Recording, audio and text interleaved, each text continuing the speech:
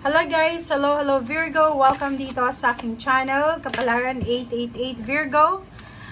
Tingnan natin kung anong messages, vibration para sa inyo ngayong buwan ng March 2025.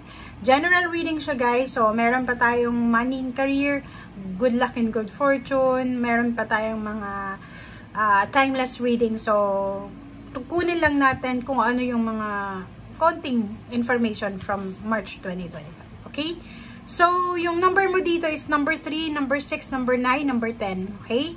So, Virgo, same sign mo, earth signs, Capricorn, yun yung mga possible na tao, zodiac sign, individual, nakadil mo this month of March. So, dito sinasabi na posibleng may isang successful na venture na tatahakin ka with Capricorn 10 weeks from now or 10 months. So, pwedeng October or pwedeng 10 weeks starting this, March. Okay. Okay, thank you. Virgo.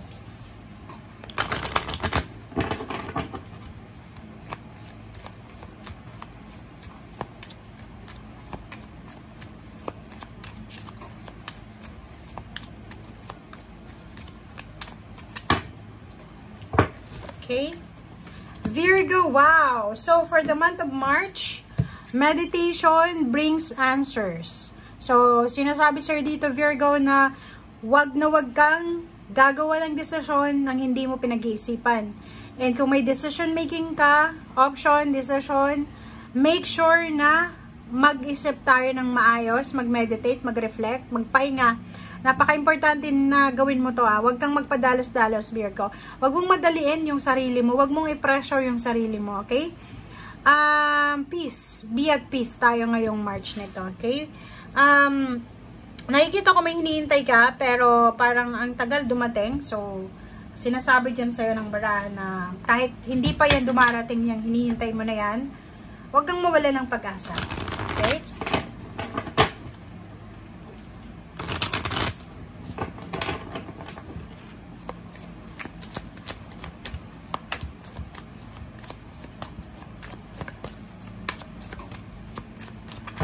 Okay. Tingnan natin. Gumawa tayo dito ng 2 cards. Oh, 'di ba? So, sabi ko sa'yo kung ako sa'yo Virgo, kasi habang nanonood ka sa ngayon, yung reading ko na to is ngayong March 1 exactly siya. So, dala nito yung buong buwan. Nasa all tied up ka. Dito nasa 23. Nasa number 5. Nag-aalala ka Comment down below doon sa mga Virgo na nag-aalala sila para sa kanilang future. Nag-aalala sila sa kung ano yung mga susunod na mangyayari, kung ano yung susunod na kabanata ng buhay nila. Marami kang gustong gawin, marami kang gustong subukan, pero hindi mo magawa. Pwedeng naghihintay ka ng confirmation, answers, naghihintay ka ng tamang oras, tamang desisyon, tamang timing. Kita ko sa'yo dito yung decision making Parang, gusto mong mag-travel, gusto mong ibang bansa, gusto mong lumipat ng trabaho, or pumunta sa lugar na alam mo na doon ka magiging masaya. But hindi mo magawa kasi may hinihintay ka. But sinasabi sa'yo dito ng baraha, huwag kang mag-alala kasi it's a completion. Bago matapos yung buwan ng Marso, kung ano man tong hinihintay mo, kung ano man tong ini-expect mo, kung ano man ang sagot na kailangan mong malaman, ay posibleng makukuha mo to. Kasi tatapusin mo yung Marso ng victorious ka. Victorious, successful, and at the same time, makukuha mo yung answers talaga. Yung sagot, yung solution, resolution na hinahanap or hinihintay mo. Okay. Thank you, Virgo.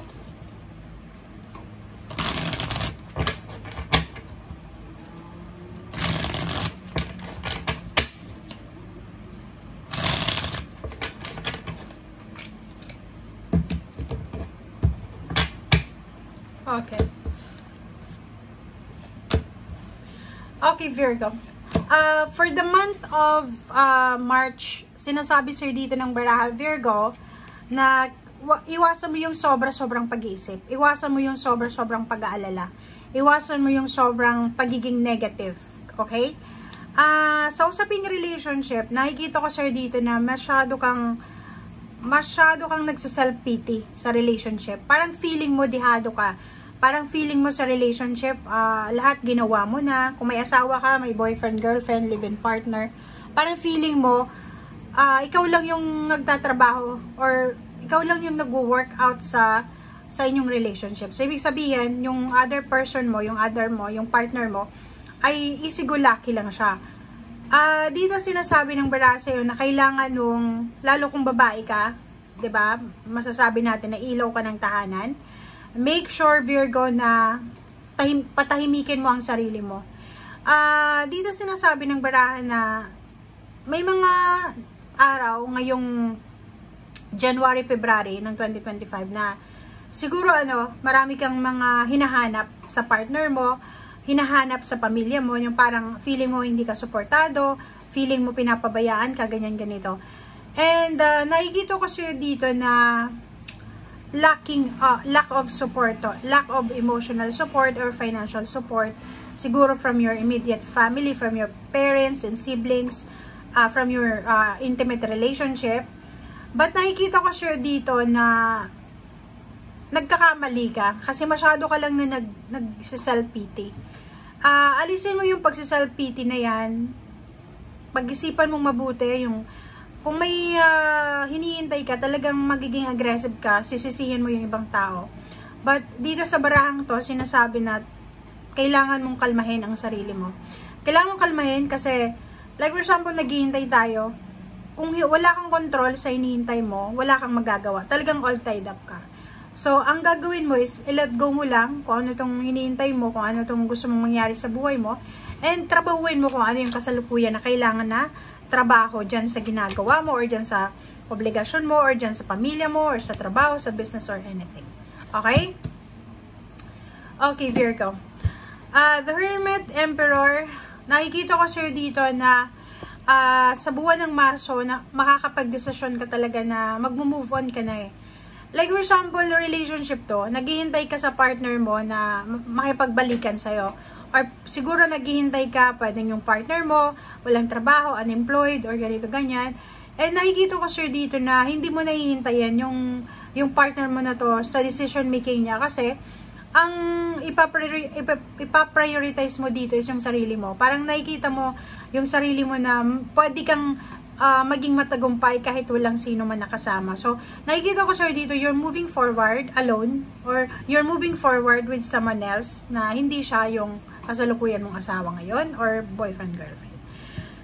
Nakikita natin dito na kung ikaw naman ay nag-a-apply ng trabaho para sa like pagiging OFW or pwedeng sa Pilipinas lang pero malayo sa pamilya mo, ay kita ko na this month of March, possible na ikaw ay magta-travel. Kung nasa probinsya ka, pwedeng pupunta ka ng Maynila, kung Visayas, sa Cebu, or San Man, Luzon, Mindanao.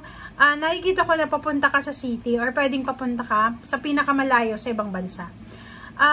Nakikita ko sa'yo dito na buo na yung loob mo, diba? Buo yung loob mo na mag-move forward kahit na kulang-kulang yung kumbaga yung yung confidence mo, parang ganon.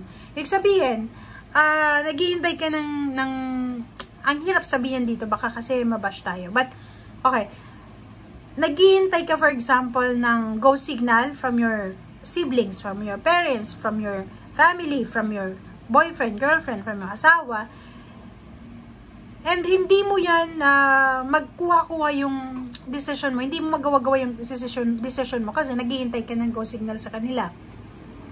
But by the end of March, nakikita ko sa'yo dito na kahit walang go signal, talagang mag-move forward ka. Talagang gagalaw ka. Kasi, iisipin mo, okay, magalit na sila sa akin ng magalit. Basta ako gusto ko na ng pagbabago sa buhay ko. Parang ganun. Okay, so thank you guys for watching.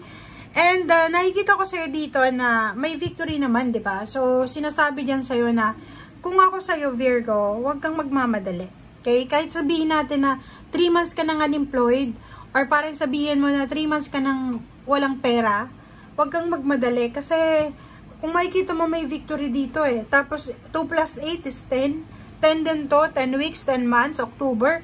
So sinasabi dyan sa'yo ng barahan na by the month of October, may isang victory and success ka na isa-celebrate. May isang successful event na posibleng magdadala sa'yo ng answers ng celebration or anything na masaya. Okay? Thank you guys for watching. Bye!